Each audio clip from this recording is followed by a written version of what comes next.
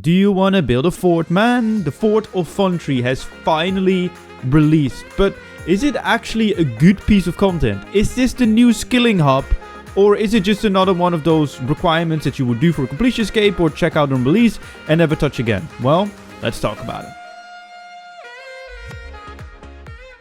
Yo, what's going on guys? My name is Chevalric and today we're going to be talking about the new Fort of Forinthry, which I'm probably still butchering the name of, but hey, you guys probably know what piece of content I'm on about because Jagex has actually been promoting it, believe it or not, and in my opinion, rightfully so. We'll get into that a little bit later. But in this video, I'm going to give you guys a short overview of what the content actually is, giving you guys some very useful tips and tricks, like for example, Rec Assist actually works. So if you don't have all the requirements, you can actually still finish the fort.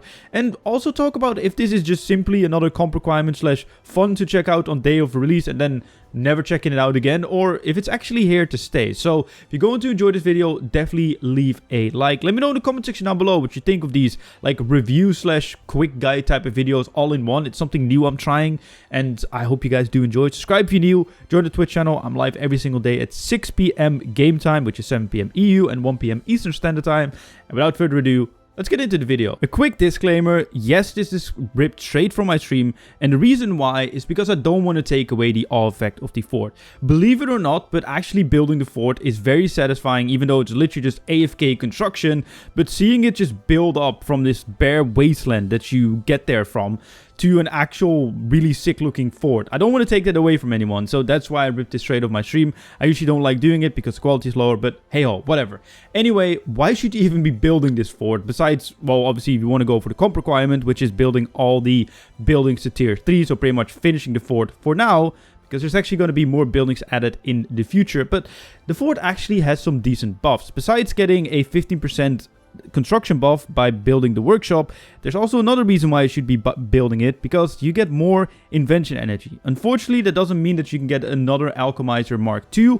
However, there's enough energy for it, but they put a hard cap on it to stop the amount of money coming into the game, which I understand, but that does mean that you can get 2 alchemizers and 2 disassemblers, which, especially if you're a cluer as well, like myself, when you need a lot of components for Hydrixes and or Onyxes, is very, very nice. Well, you also have the big town hall in the middle, which gives you passive experience. I still don't really know how it works, but it pretty much gives you passive bonus experience for not playing. Yeah, if you really want to know how it works, go check out Protoxx's video, which he actually does have a video on this time, unlike the last time when I made the video. So, yeah, I'm sorry about that. But yeah, it's a bit of a weird one to me. But yeah, pretty much you get bonus experience for not playing, but it's not that much, so it's not really great. You also have the chapel where you get 350% extra experience from a bone, which makes it the second best training method for prayer, besides obviously the burial powder that you can use in the wilderness with brawling glove, etc., which gives insane experience, but it's extremely expensive. But with this altar, you can actually, first of all, train it with other people, because if someone else lights the burners, just like it is in the POH, it also lights it for you, and you have a chance of saving your bones. So it's like the best of the wilderness one and the actual gilded altar, which makes it the second best training method for prayer in the game. But I think the biggest one, at least for me and for anyone who's going for comp, is the command center. Well, it will give you a better miscellanea yield because, well, you will have 100% reputation every single time you get 100% reputation for a week, which if you didn't know, it would actually go down before. So you get better yield, so I guess it's good for Iron Man especially, but for mains, yeah, you can make a little bit of money of it, but eh. Same with the Anachronia, you can manage your Anachronia from there, you get 10 extra workers, that's also a bit eh. You can also manage your archaeology journals or, well, exploration thingies where you get your supplies and stuff and do your mysteries, which is good, especially if you still need to train archaeology because you get a little bit more and it's a little bit more easy to complete.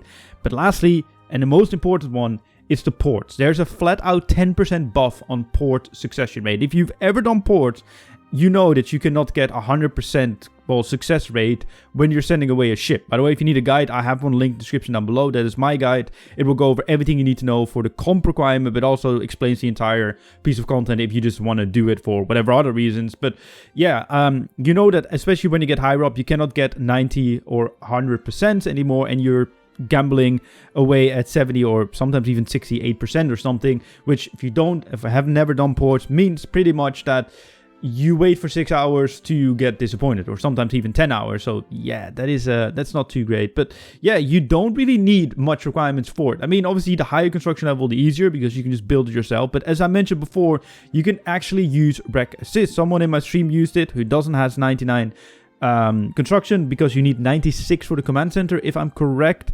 And it pretty much allows you to build it even if you don't have the requirements. I don't know how that exactly works when you're like level 1, if you can then build everything, but that would be quite interesting. Don't forget to do the quests. Just go to your quest log. It will give you a tutorial and overview on how to do everything in the fort, but pretty much you build blueprints and then you can go to the building and build it. And speaking of the blueprints, right now I will show you all the total supply costs regarding the planks, the frames, the bricks, the stone walls, whatever. So after the arrow that you can see on screen, so like 236 planks transferred into 18 wooden frames, you need to buy either of them. Obviously, if you're an Iron Man, you need to refine the planks into refined planks and then make wooden frames.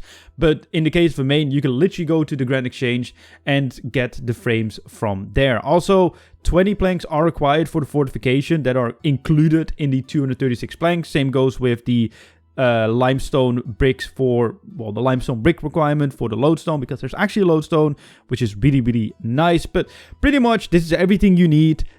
Just either buy everything before the arrow, or gather it if you're an Iron Man, or buy everything that's after the arrow if you are a main. It will probably cost you a little bit of money because prices are inflated. And yes, you can use protein planks, and good luck on building. But is this actually a good piece of content? That is the real question. And I would say so, yes. As I said, I had a huge awe effect when building it, because you go there and it's just this beaten up little piece of land. And the more and more buildings you build, the more epic it looks. And at the end, I felt quite satisfied for building an entire fort. Obviously, I was literally just sitting there and not doing anything. But yeah, it was fun and it was pretty chill. It took me about 3 hours and 15 minutes to complete everything at tier 3, starting from the quest to completing the entire fort. So it's not really that much, but even so, I am very, very happy with the command center. It is probably one of the nicest things for me as someone who's going for Trim Completion Series coming somewhere later this year. But yes, it is something that I think is very useful. Like, the command center is mainly something that is useful for people either training archaeology or trying to go for comp/trim comp with the command center, or Iron Man for miscellanea. But I think that is the biggest building that is really nice. I guess that the workshop is, for me, the second most useful one, because of the extra energy that you get in invention. And you can also, I forgot to mention, remotely manage your invention machines from there, which is also quite nice. And it has a smithing thing. You can put portables there, and that's why I think it's going to be the new skilling hub, because it actually looks pretty decent.